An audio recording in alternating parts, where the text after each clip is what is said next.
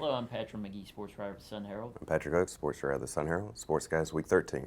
We're here to talk about Friday night's big high school playoff games. I'll be talking about Ocean Springs, at Oak Grove, and Pascagoula, Brookhaven. And I'll talk about St. Stanislaus visiting Poplarville, former region foes, and I'll kick things off talking about Harrison Central hosting Petal.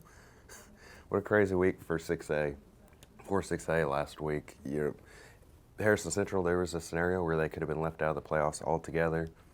As it turns out, they pull off an upset over Ocean Springs at home, and because D'Iberville knocked St. Martin out of the playoffs, they go from possibly being out to the number 2 seed. Mm-hmm. Really kind of a neat scene after the game, just being on the field as they announced the St. Martin D'Iberville score. You could tell the kids and the coaches were all pretty excited last week.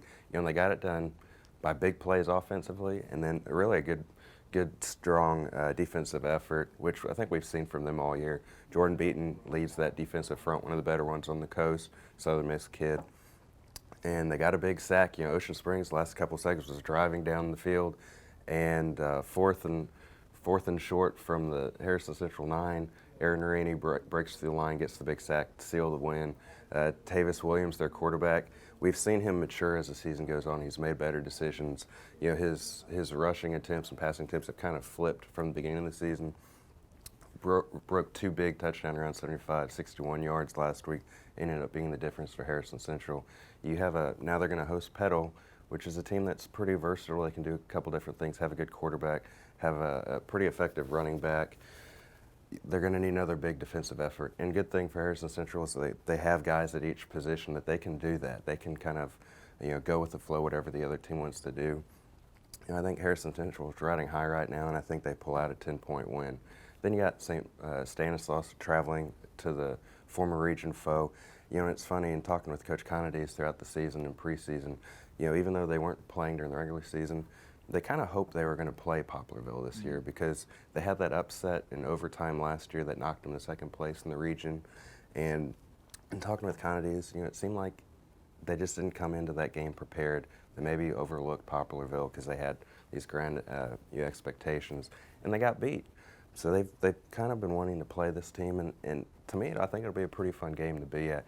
You got on one hand, you got St. Stanislaus, who loves to throw it around. No surprise there. Miles Brennan is, I think, 200 yards shy of 10,000 for his career.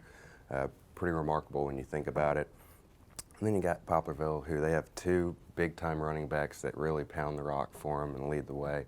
I think the difference maker will be if St. Stanislaus can control Bolton and Pennell, I think they'll have a chance there. I'll give them a 14-point win. Yeah, Ocean Springs going to Oak Grove. Ocean Springs is really kicking itself right now. Yeah. Unfortunately, right now it looked like the Greyhounds might have peaked a little too early in the season. But all year I've said Ocean Springs is a team that's built to win in the postseason. They've got that strong ground game, a good defense, an experienced quarterback, experienced defense. But I don't know. They've got to go to Oak Grove. Oak Grove's only lost 2 games. One of them was at D'Iberville, one that was pretty decisive. So if you want to compare, who they've faced throughout the season, look at shared opponents. Maybe Ocean Springs has a good shot. I think it will be a close game going up to Oak Grove, but they just losing that home field advantage in the first round really hurt their cause. So I see Oak Grove maybe eking one out on its home field. Pascagoula, Brookhaven.